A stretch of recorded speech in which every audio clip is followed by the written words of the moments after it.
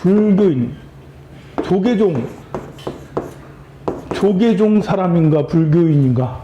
나는 수행자인가? 좀 그리고 나는 황룡사에 다니나 황룡인인가? 이게 뭘 말하냐면 황룡인, 조계종, 한국불교. 자, 이거는 수행자가 근본이 돼야 되는 거잖아. 수행자가 근본인 상태에서 조계종 신도, 조계종 스님, 또 불교, 이렇게 수행자잖아. 부처님 제자들은 여러분들이 나는 수행자, 관심, 수행자 안 할 거예요. 그렇지. 이렇게, 그런 생각을 해도 사람으로 살아간다는 자체가 그냥 수행자예요, 수행자. 이게 쉬운 삶이 아니에요. 이게 우리가 살아가는 삶이 수행자의 삶이거든요. 그거를 이제 불교에서는 네가 수행자라고 얘기를 해주는 거고, 우리가 부인해도 우리는 수행을 하면서 살아가는 거예요. 자, 그래서 내가 불교인이기 전에, 조계종 사람이기 전에, 황룡인 사람이기 전에 수행자란 말입니다.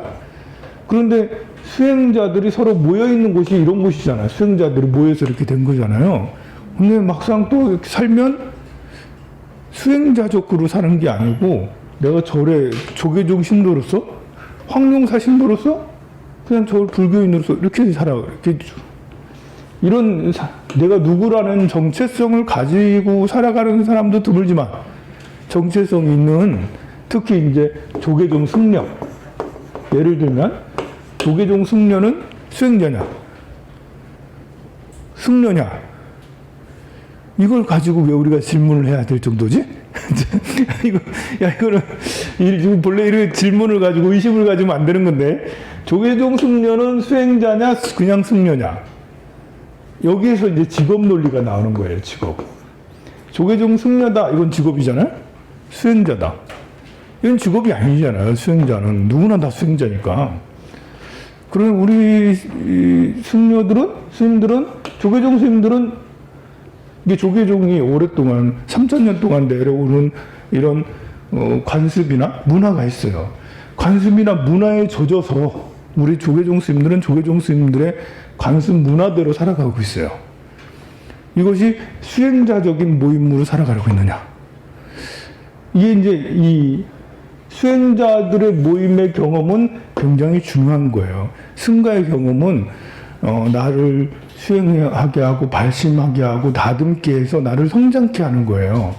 우리가 서로 모여서 황룡사에서 모여서, 황룡사가 아니라 그냥 우리 수행자의 모임이에요 라고 해서 순수하게 수행을 위해서 서로 모여있어. 그러면 수행을 돕기 위해서 내가 여러분들한테 설명도 하고 길은 이런 거 하고, 여러분들도 주변 사람들한테 우리 서로 수행자지 이렇게 챙겨주는 이런 거 해야 되는 거잖아. 그런데 우리 조계종 승려는 지금 그러고 있는가? 출가해서 정규 과정을 이수하고 강당을 다니고, 그래서 위아래 서열이 나눠지고 주지가 있고 총무가 있고 총무원장이 있고 본사주지가 있고 종회의원이 있고 정치를 하고 있고 뭐 이렇게 하면은 이게 수행자 집단인가 승려 집단인가, 이게 참 이제 애매한 거예요. 여기서 그러면 여기에서는 수행이 잘 되는가, 여기 들어가면 수행이 잘 되는가? 생각을 해봐야죠. 조계종 승려가 되면 수행이 잘 되는가? 이게 그렇습니다. 이게 이제 내가 수행이 잘 된다라고 대답을 해야 되겠죠, 그죠? 조계종 승려가 되면 수행 너무 잘 돼요라고 해야 되는데 멈칫멈칫하잖아. 내가 지금 정말 그런가? 조계종 승려가 되면 길이 참 많아요. 이렇게 순수하게 수행도 할 수가 있고, 순수하게 주지도 할 수가 있고요. 순수하게 놀고 먹을 수도 있고요. 순수하게 정치도 할 수도 있고요. 그래서 길이 정말 많아요. 길이 정말 많아요. 뭐 세상에도 살면 진로가 정말 많은데, 스님으로서의 진로는 세상에 사는 것보다는 좁지만, 그래서 진로가 다양하다는 거야. 그래서 나는 출가하라고 그러지. 수행하는 쪽으로도 할 수가 있으니까. 근데 이제 길을 잘못 들 수도 있잖아요. 절에 와가지고 절에 와서 길 잘못 든 스님 의외로 많아요. 그래서 참 애매하다. 이게 이 문제가 심각하다. 이 수행자의 모임이 돼야 되는데 이 숙녀 중에 수행자가 있다는 거고 숙녀 중에 정치하는 사람 진로가 다양하니까요. 그래서 이제 우리 이런 것이 내가 조계종을 고칠 수는 없잖아요. 내가 어떻게 조계종을 고쳐요? 그럼 우리 황룡사 여기다 그대로 생각을 해보면 황룡사가 있어요. 황룡사라는 이제 그 단체죠. 우리도 그래도 단체예요. 저 장소가 있고 책임자가 있고 그리고 이제 조계종의 이런 모임이죠. 어떤 모임인데 이게 수행자의 모임이야 되는 거죠 본래. 그런데 우리가 지금 수행자의 모임처럼 하고 있느냐 했을 때는 그 질문이 이제 정말 그런 걸까? 라는 그런 우리가 가야 될 방향, 황룡사가 가야 될 방향 요거잖아요. 우리 본래 이걸로 가야 되잖아요. 근데 요 방향을 잊고 있으면 내가 잊고 있으면 나는 그냥 절 운영자가 되는 이런 것이 되는 거고 여러분들은 그냥 황룡사 신도가 되는 거죠. 우리가 수행자의 모임 되려면 여기서도 마찬가지로 나와 남을 나누는 사사로운 마음 없이 사사로움 이게 내가 나이가 많고 적고 이걸 가지고 뭘 서열을 나누고 절에 오래 다니고 덜 다니고 이걸 가지고 서열을 나누고 절에 봉사를 많이 하고 적게 하고 이걸 가지고 서열을 나누고 그러면 또 안 되잖아요. 그래서 우리 단체는 원래 단체는 제일 수행자의 단체 중에 제일 하지 말아야 될 것이 이 단체가 되면 관이 되거든요. 관의 패단은 바로 독재예요. 독재. 관이 되면 독재를 하지 않으면 민주적이 되면 정말 행복하게 될 수가 있어요. 본래 수행자 단체는 행복해야죠.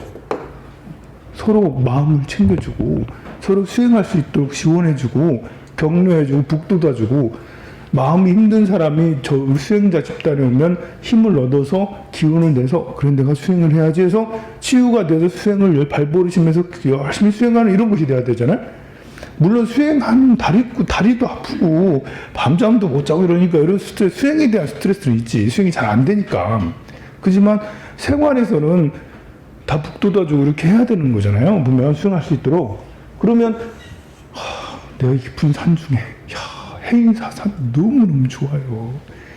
그 통도사도 도량이 너무 좋습니다. 세상에. 그리고 어느 절이든 불국사조차도 도량이 너무너무 좋고요. 법주사도 도량이 너무 좋습니다. 전 세계 본사들이 큰 절들이 그야말로 명당이에요.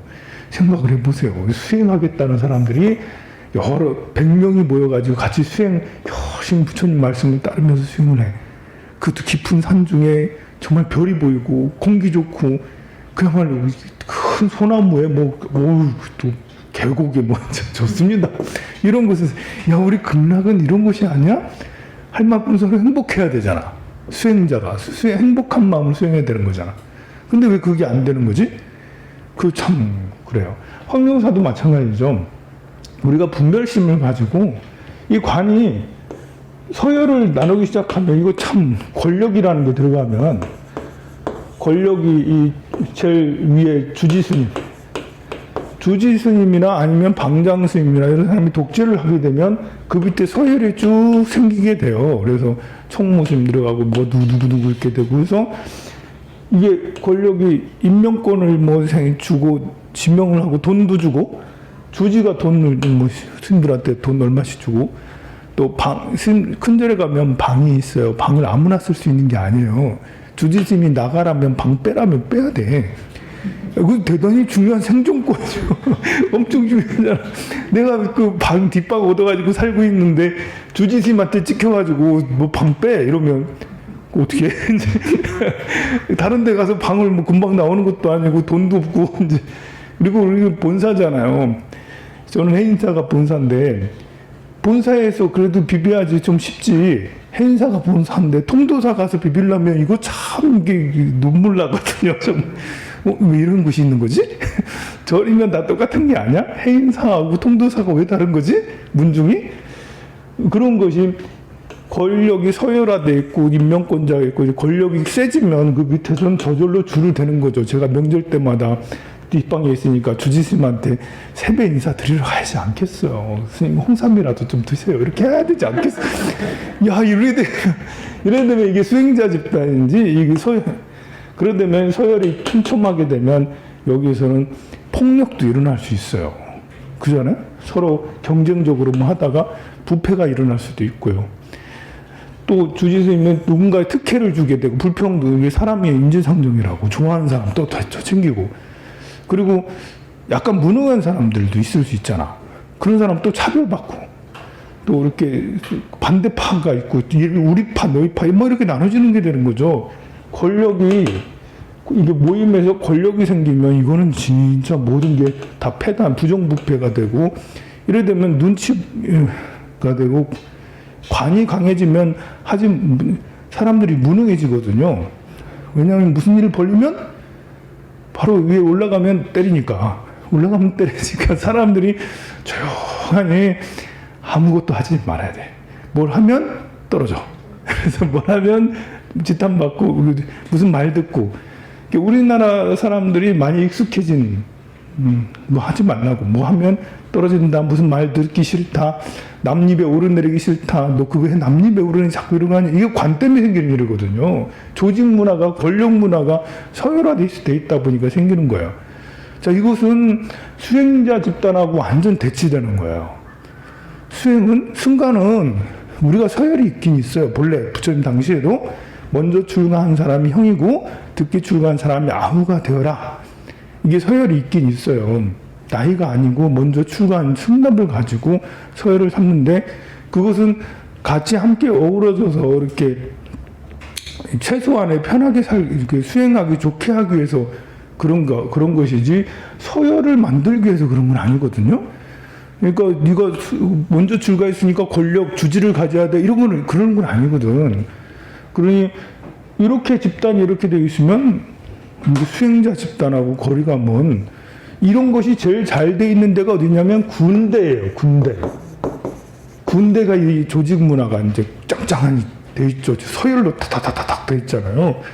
그래서 군대는 부정부패가 있을 수밖에 없어요. 밑에 별이 있으면 소령이 있고 그 밑에 하사가 있는데 명절마다 찾아다니잖아. 보살님들이.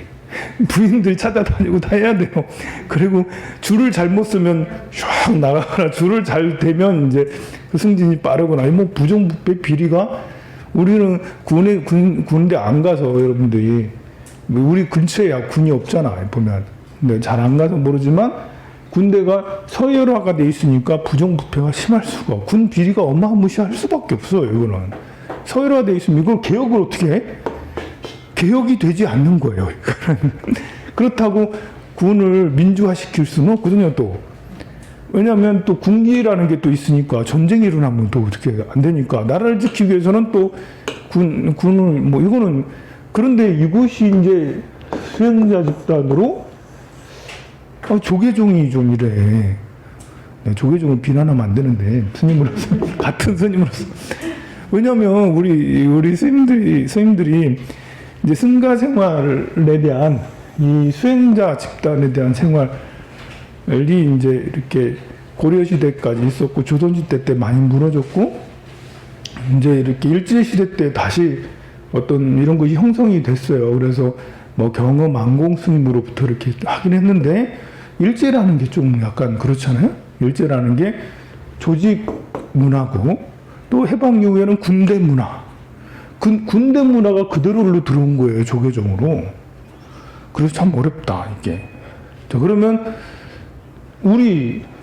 여기에 우리 황룡사 다니는 우리는 어쩔 것이냐, 이게 중요하죠. 조계종이요, 뭐 부패하고 이런 것보다도, 이제 서열화되어 있는 이런 것보다도 우리 황룡사, 우리는 어떻게 할 것이냐, 내가 중요한 거잖아요, 내가. 그래서 우리 조계종에, 여러분들 어차피 절에는 다니니까요. 이제 한국불교죠? 한국불교가 처한 상황. 이것이 승가적인가? 승가적이라는 것은 수행자 모임을 말하는 거예요. 승가적인가? 이 질문을 해야 되는 거죠. 이것은 이제 우리가 철저히 이게 홀로서기가 필요하죠. 내가 알아야 된다는 거예요. 모르면, 내가 잘 모르면, 이게 절의 분위기나 이런 걸 잘 모르면 여기서 하라는 대로 하게 되잖아요. 황룡사에서 하라는 대로 하게 돼. 또 다른 절에 가니까 다른 절에서 하라는 대로 해. 근데 그게 맞냐고. 그 방법이 맞아요? 했을 때 이게 우리 한국 불교가 좀 조직처럼 돼 있잖아. 이렇게. 그래서 여기서 나온 말이나 여기서 나온 문화가 아닌 게 의외로 많아요. 이게 우리가 보고 듣는 것이 이걸 일방적으로 다 받아들였다가는 여러분들이 아니 세상에 나쁜 경험이라는 사실은 없어요. 군대 가가지고 나쁜 경험 한다는 건 아니에요. 또 뭐 이렇게 이런 조직이 강한 국회에 가가지고 국회는 또 다른 조직이잖아요. 그 경험이 나쁘다라는 건 아니에요. 그런데 그 안 해도 될 경험들을 할 필요는 없을 수도 있는 거거든요. 우리는 수행하는 이쪽의 것들을 더 많이 받아들이는 게 필요해. 여기에 있는 요거는 이미 여러분들은 한국에 살면서 대한민국에 거주하면서 많이 봤어요. 많이 느꼈어요. 그래서 눈치가 싹 이제 알아, 여러분들이. 그래서 이런 것들은 그냥 피부로 그냥 느껴져. 이게 어떻게 해야 된다는 거 다 알아. 뭐가 어떻게 진행되는지. 근데 요거는 이제 생각을 해야 돼. 요거를 배워야 되는 거죠, 우리가. 그래서 우리가 황룡사에서 나아가야 될 방향이 바로 이런 수행자 집단으로 나아가야 된다는 것이죠. 저도 그러기 위해서 노력을 해야 되고, 또 제가 아무리 목놓아 여러분들이 우리 수행자들이 모인 거예요. 여러분들은 수행자입니다. 우리가 모여서 함께 해야 될 것은 수행이죠. 기도죠. 공부를 해야죠. 봉사를 해야죠. 아무리 그래도 여러분들이 기존에 있던 한국 불교의 분위기대로 와가지고 그 방법대로만 생각하고 또 다른 데 가가지고 또 그 얘기 듣고 와가지고 또 그러고 있고 막 이래 되면 이제 참 난감한 거고요. 일단은 우리가 그걸 구분하는 눈을 가지고 구분하는 귀를 우리가 가져야 되는 겁니다.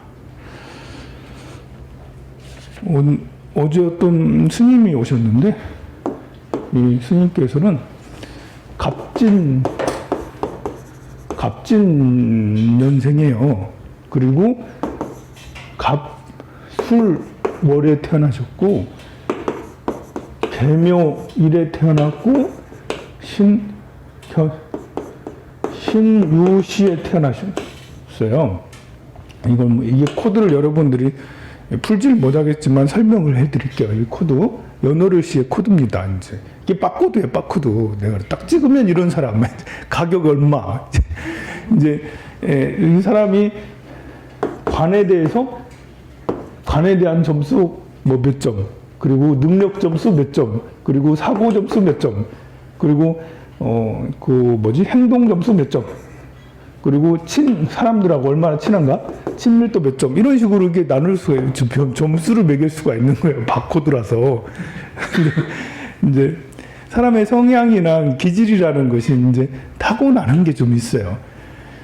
기질이 타고나지 운명이 타고난 건 아니에요. 어떤 기질을 가지고 있다라는 거죠. 요 스님의 기질은 연월에서 많이 기질이 있는데, 요 스님은 조직 생활을 하기가 쉬워요.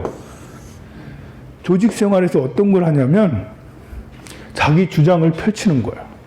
조직 생활에서 말하는 사람이에요. 이 사람은 이게 자기 자신인데 옆에 있는 게 상관이라고 해서 말하는 거거든요. 그냥 말이 아니라 지적하는 말을 하는 거예요. 지적하는 말을. 내 생각을, 이분이 가지고 있는 그 특별한 능력은 딱 보면 안다는 거예요. 뭐가 잘 되고 잘못된지를 0.1초 내로 쫙 파악이 돼요. 분별이 굉장히 빠르다라는 거죠. 여기 중에 10명, 20명 있어도 이 중에 문제 있다, 아니다, 탁 나오는 거예요. 답이 탁 나오고, 이 방향으로 가는 게 맞고 틀린지 탁 나는 거죠. 그러니 그런 기질을 가지고 있으니 머릿속에만 있는 게 아니라 이걸 직접 말하는, 그러니까 어찌 보면 이런 분들은 개혁가죠. 기자가 될 수가 있겠죠. 그리고 교사나 교수님, 게다가 이제 자기만 아는 정보, 지식. 그러니까 이분은 자기 정보로 말하는 사람, 자기 지식으로 말하는 사람이라 할 수가 있어요. 굉장히 센 거예요. 그냥 말만 하는 사람이 아니에요. 지식 정보가 남 모르게 밤새 공부해가지고 그 다음날 와가지고 빠빠빠빠 이러는 사람인 거예요. 그러면 근데 스님이야.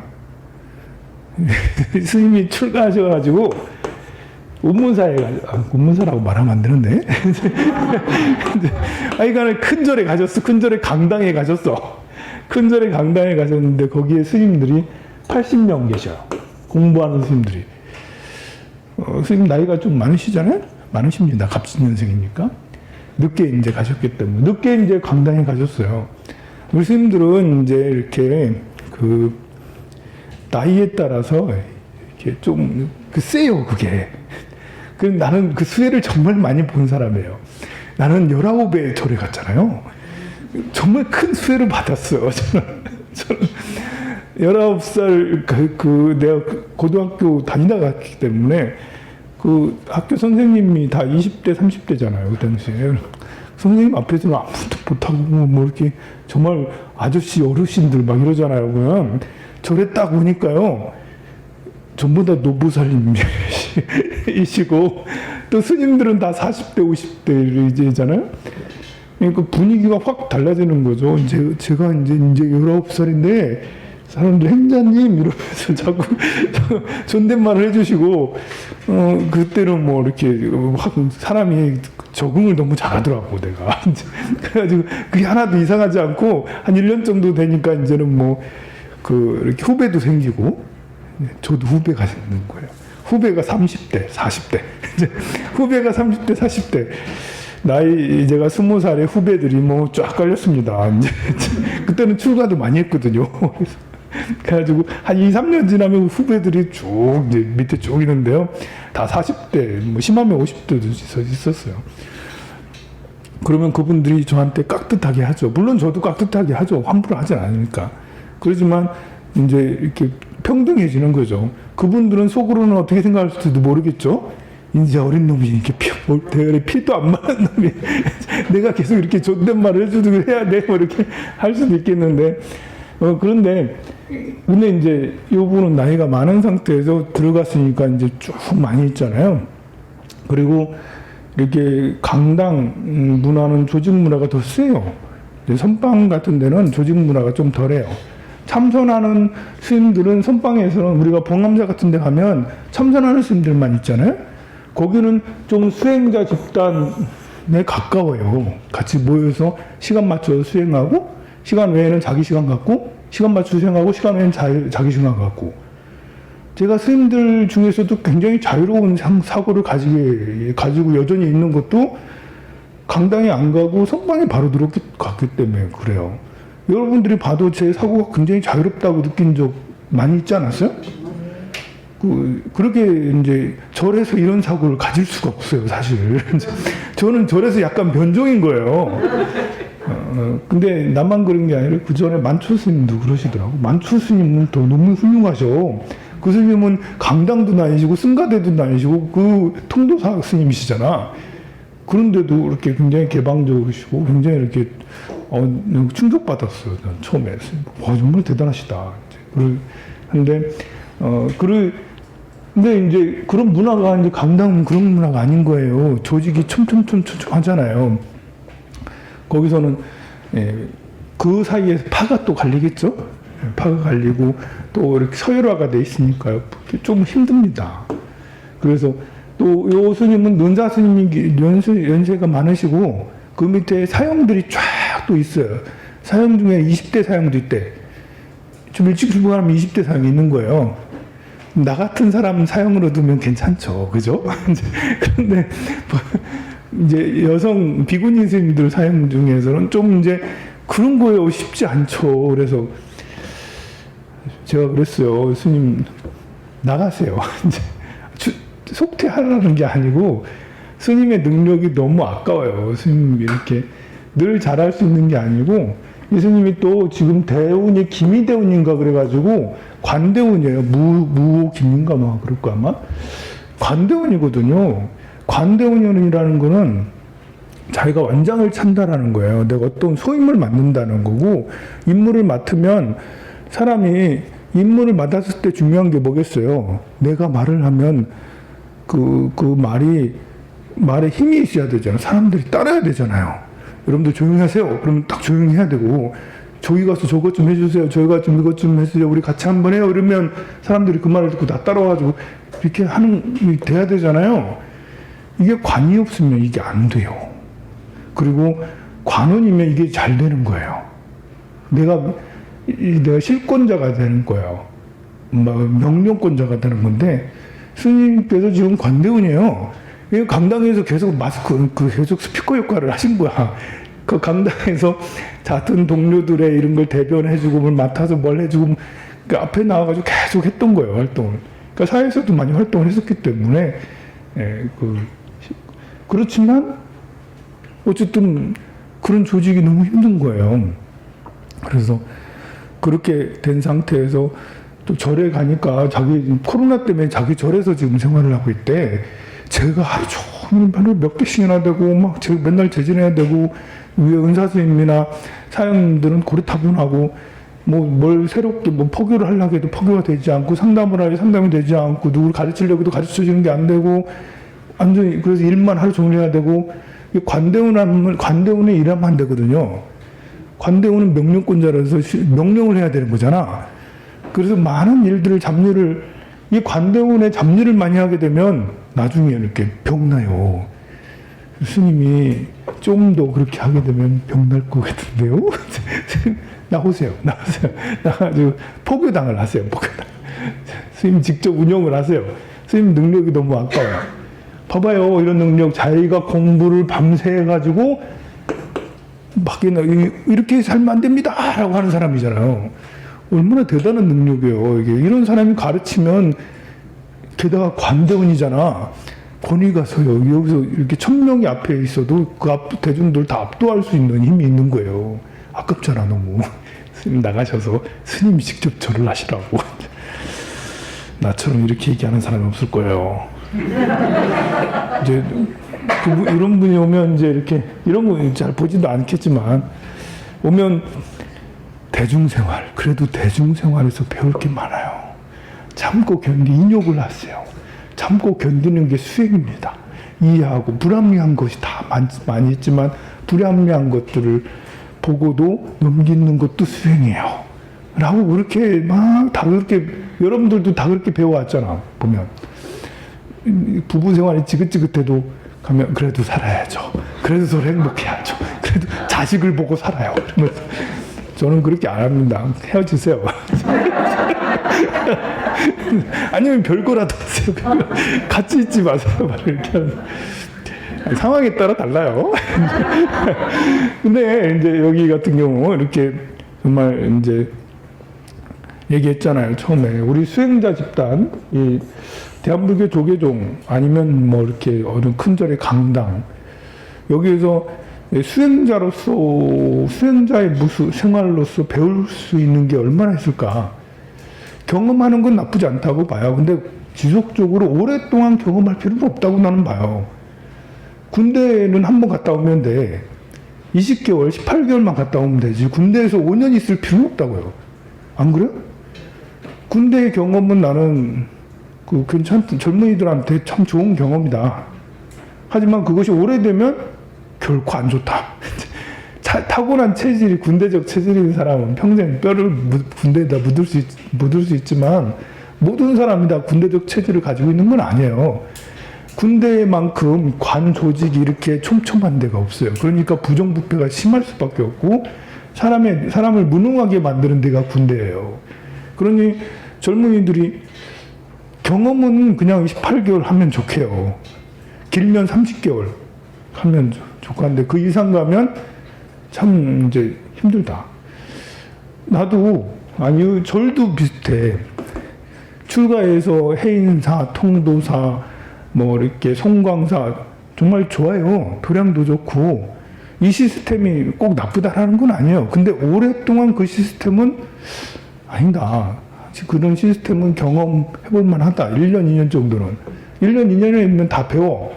시스템이 오래 있으면서 좋아야 된다면 조직이라는 게, 수행자 조직이라는 것이 오래 장기간 해서 좋아야 될 것은 뭐 거기서 뭐 배울 게 있어야 되거든요. 배울 게. 군대 가서 배울 게 뭐 있죠? 그래, 뭐 전략 이런 거 하는 사람들은 배울 게 많이 있겠지만, 군대 가서 이제 열병식하고 뭐 이런 것만 하면 이제 그 내무반 생활도 배울 게 나름 괜찮아요. 내무반 생활에서 뭐 하고 단체 생활하는 게 배우는 게 필요하죠. 근데 그게 18개월만 배우면 되지. 그 18개월만 하면 되지. 그거를 3년이고 5년이고 하는 거는 그 더 이상 배울 게 있는 게 아니잖아요. 그 가서 그런 대중생활 하는 것만 배우면 돼. 근데 우리 조계종의 그런 상태가 좀 이런 비슷한 상태가 있는 거예요. 조직이라는 게, 조직이. 선빵 같은 데는 이제 참선하는 선빵은 내가 하루에 10시간씩 자선하는 시간이 보장이 돼 있어요. 그리고 침입을 받지 않아. 수행하는 시간이 딱 보장이 돼 있어. 그러니까 그 조직이 어떻든 간에 뭐 하루에 10시간 수행을 해야 되니까 나머지 시간에는 그 스님들도 군기 잡을 수가 없잖아. 자기들도 빨리 해야 되고 밥도 먹어야 되고 운동도 포행도 해야 되고 하니까 아무리 조직이 촘촘해도 10시간씩이나 앉아 있어야 되는데 뭘 어떻게 할 수 있는 게 별로 없어요. 그래서 선방에서는 배울 게 계속 있죠. 앉아서 수행을 해야 되니까. 근데 강당은 이제 자주자주 동원돼야 돼. 강의도 듣고 수행도 해야 되지만 그렇지 않거든요. 그래서 사찰도 비슷해요. 여러분들이 황룡사라는 사찰 배울 것이 있느냐? 배울 것이 있으면 그럼 계속 오래오래 다녀야 되겠죠. 근데 황룡사 다녔는데 절 문화를 이렇게 익혔어. 그 다음에 배울 것이 없네? 이건 뭐지? 이건 좀 생각을 해봐야 되겠죠. 황룡사를 운영하고 있는 저는 여러분들한테 배울 것을 계속 소스를 넣어줘야 되겠죠. 우리가 봉사를 여기서 이렇게 해요. 봉사도 사실 하다 보면 아무 의미가 또 없어지게 되거든요. 1년을 하게 되고 2년을 하다 보면 그러면 제가 이제 봉사는 왜 어떤 건지 계속 소스를 넣어줘야 되죠. 봉사에 대해서 의미를 자꾸 이렇게 해줘야 되고 또 경전 공부는 이렇게 해야 돼. 기도는 또 이렇게 해야 되고 제가 여러분들한테 이번에는 보현행품을 해야 돼요 라고 이제 12년간 막 이렇게 해야 돼. 자, 이래 하는 것은 여러분들이 이것을 이렇게 배울 것들이 있고 행해야 될 것도 있고 이렇게 하는 것을 해야 되기 때문에 그렇게 하죠. 그런데 이런 것이 없는 곳에 다닌다. 그러면 이제 물론 여러분들이 살면서 자기 성장의 목표가 없는 분들이 많이 있습니다만 그래도 우리 살면서 자기 성장은 꼭 필요한 게 아닌가 생각이 들어요. 그래 이제 스님하고 상담하고 나니까 정말 생각이 많아지고 우리가 수행자 집단으로 살아가야 되는데 그 다른 집단으로 살고 있지 않나? 이런 생각을 참 많이 하게 됐어요. 자, 그래서 75페이지 중간쯤에 자색 금빛 빛나는 몸은 백옥 불국 색이 빛나고 백옥 같은 밝은 옥호 오봉산산 강고 돌아서 광명이 곳곳으로 흘러 섭수하지 않는 중생이었고요. 교화의 그림자 거듭 나토 인여 있는 중생 모두 건네주십니다. 만일 세 가지 마음을 갖추고 신념의 공을 이루는 사람이 있다면 여기 삼심 세 가지 마음 삼심 뭐냐면 입심 들어가는 마음 정심 주심이죠. 주심 머무는 마음 그리고 출심 벗어나고자 하는 마음 이제 이렇게 해서 들어가서 머물고 벗어나는 우리가 항상 이제 이렇게 보리심에 들어가 보리심에 머물고 보리심으로 해서 진정한 보리를 이루는 출심이죠. 보리심만 가지고 있으면 안 되겠죠. 보리를 이루어야 되는 거죠. 그래서 출심은 결국은 이루는 거죠. 그리고 보리심도 계속 가지고 있으면 낡아져. 아무리 좋은 마음도 계속 지니고 있으면 낡아져요. 그래서 틀을 만들게 돼요, 좋은 마음도. 그래서 착한 사람이 다 좋은 게 아니에요. 착한 것도 나중에 틀이 돼서 분별심이 커져요. 착한 사람일수록 도덕적 분별심도 커요. 착한 사람들끼리 서로 살면 힘들어. 왜냐면 이래야 된다 저래야 된다 자꾸 간섭을 해. 이제 착하니까 자기는 또 완전 도덕적으로 좋은데 상대 너는 그러지 말라 왜 그렇게 살아야 돼 왜 그러지 말라 자꾸 그러니까 그래서 출심으로 이걸 개혁을 자꾸 해야 되는 거죠. 자꾸 겸손해야 되죠. 나도 잘못하는 게 있구라면서.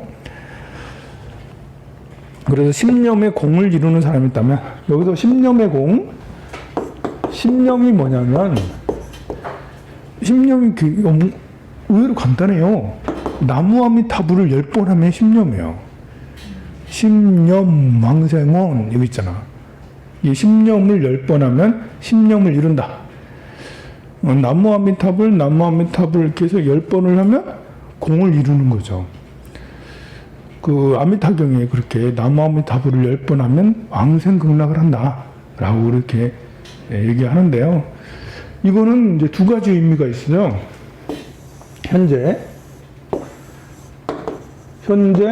나무아미타불을 막 해요. 자, 이 현재 나무아미타불을 한다는 것은 일념 즉시 무량겁 확장 계속해서 나무아미타불을 한다. 나무아미타불을 공을 이룬다는 것이 현재가 미래를 담고 있고 과거도 담고 있다.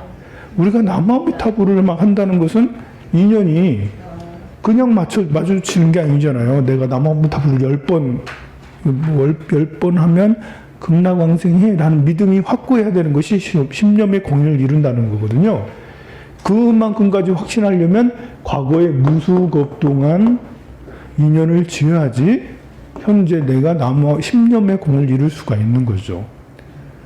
그리고 그것이 앞으로는 계속해서 내가 나무아미타불을 할 수가 있는 겁니다. 그래서 지금 이 현재만 봐도 신념의 공이 완성이 되면 공을 이루는 사람을 따면 구품년대를 향해 나게 하사 오타기 악세를 벗어나게 한다는 것입니다. 그래서 지금 이 순간은 미래를 예견하고 지금 이 순간은 과거를 대변한다 할 수가 있어요.